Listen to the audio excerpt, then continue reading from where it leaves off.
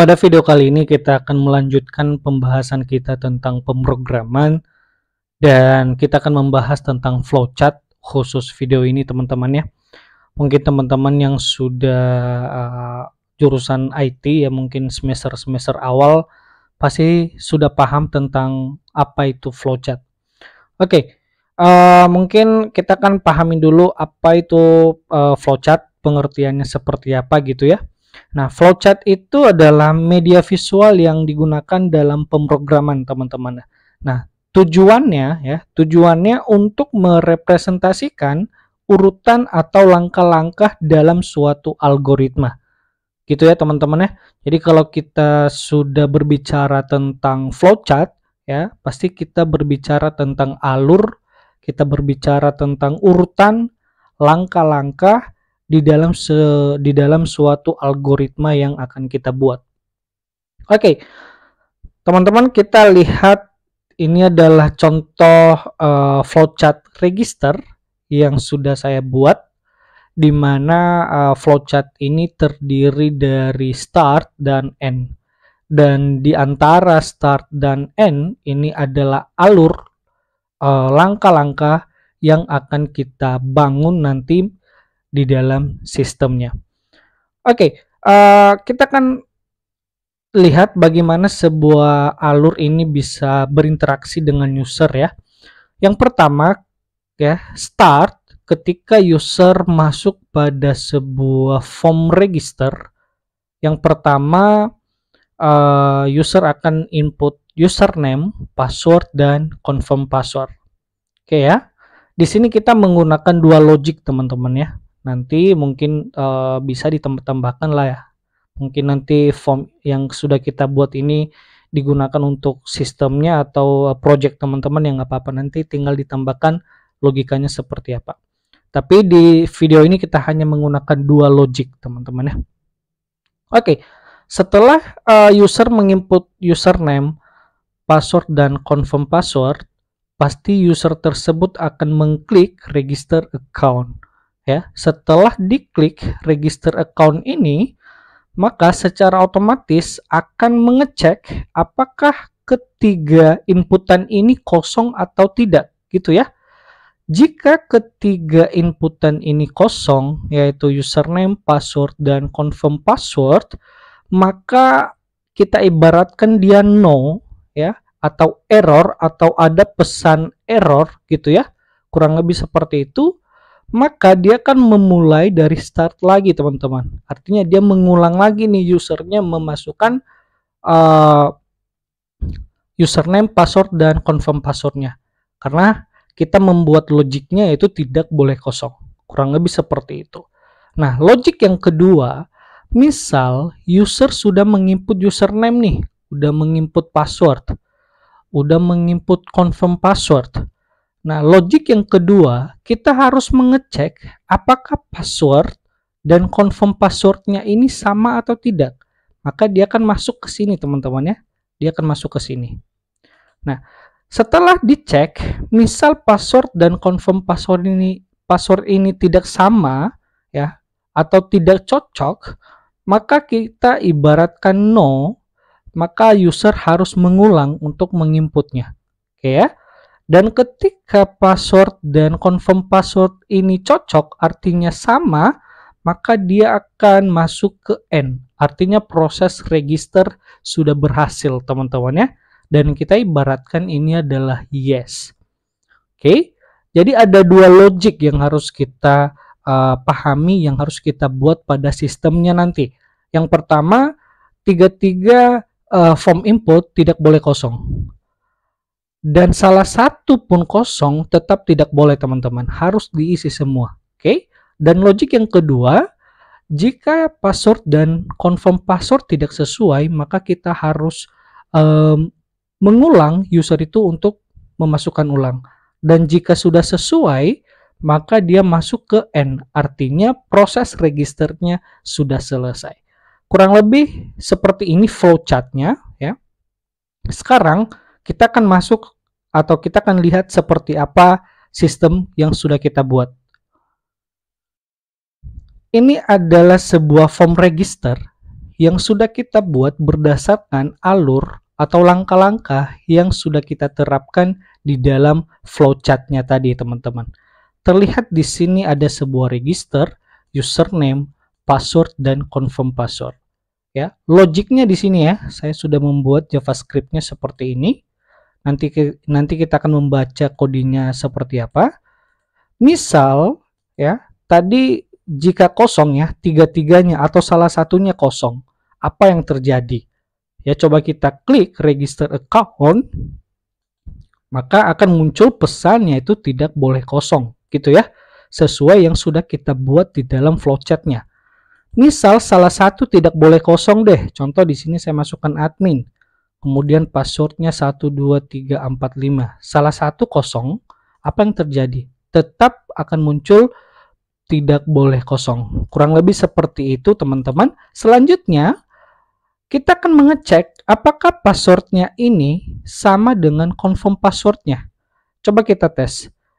12345. Coba ya, register account. Maka pesan yang muncul adalah selamat, kamu berhasil register. Jika tidak sama, teman-teman ya, coba saya bedakan. Sini saya tambahkan angka 6. Apa yang terjadi? Nah, password dan confirm password tidak sama. Sama juga ketika yang saya bedakan adalah passwordnya, bukan confirm password. Apa yang terjadi, teman-teman? Tetap ya, yang muncul adalah password dan confirm password tidak sama. Nah, agar proses registrasi kita selesai, kita harus mengisinya sesuai logik yang sudah kita buat, teman-teman. Yang mana harus ada username, password, dan confirm password. Dan kedua hal ini, password dan confirm password, syaratnya harus sama. Tidak boleh berbeda, tidak boleh kosong. Seperti ini. Nah, baru kita berhasil register pada sebuah sistem yang sudah kita buat ini, teman-teman. Oke, sekarang bagaimana atau kita coba melihat kodenya seperti apa.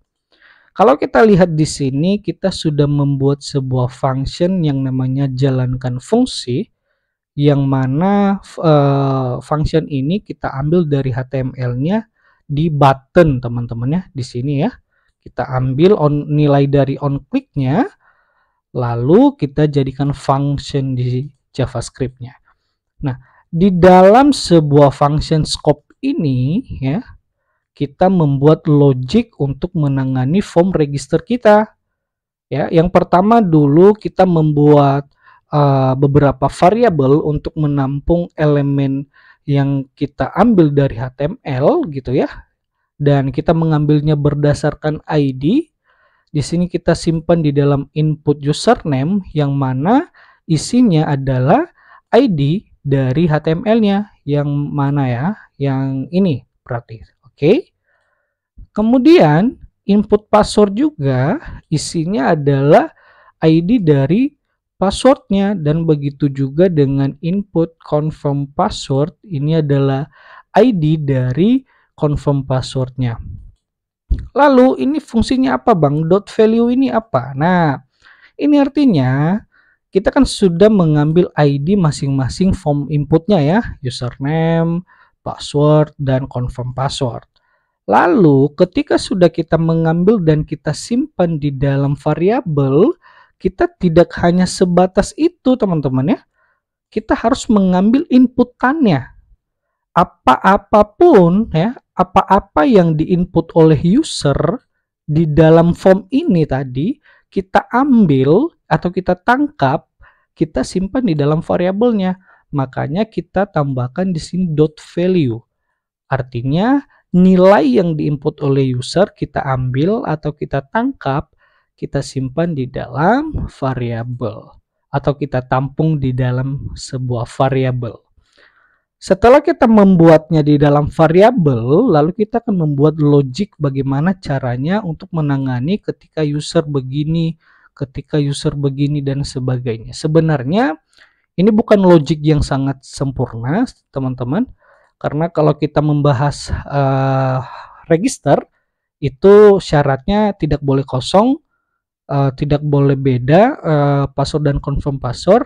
kemudian biasanya juga harus menggunakan karakter tertentu dan harus menggunakan minimal dan maksimal karakter.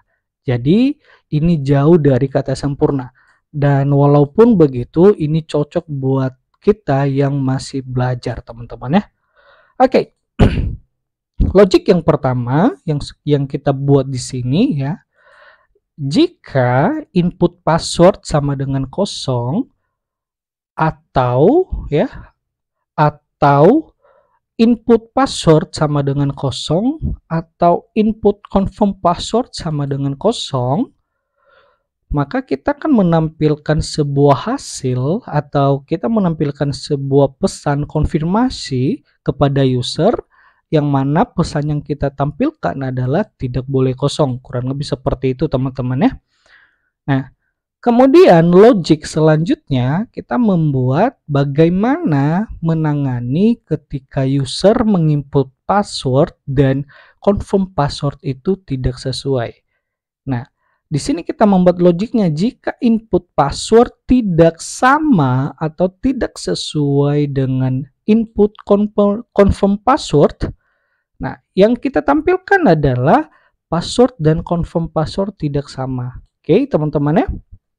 Lalu setelah itu nilai defaultnya yaitu kita menampilkan selamat kamu berhasil register. Oke, kurang lebih seperti itu kalau kita membaca codingan yang sudah kita buat ini. Dan sekali lagi saya membuat ini sekali lagi saya mengatakan bahwa ini jauh dari kata sempurna. Tapi ini bisa menjadi awal buat teman-teman untuk belajar logik seperti apa ya. Oke, saya akhiri video ini. By the way, saya sudah menyiapkan sebuah grup Telegram. Linknya ada di bio teman-teman. Di sana teman-teman bisa bertanya-tanya tentang apapun tutorial yang saya buat baik di YouTube maupun di TikTok. Teman-teman silakan komentar di sana, kirim potongan kodenya, mana yang error, mana yang tidak bisa teman-teman pahami. Kalau ada waktu saya akan berusaha untuk menjawab. Oke teman-teman, saya akhiri video ini, semoga bermanfaat dan next video kita akan membahas materi-materi yang lain. Oke, semangat!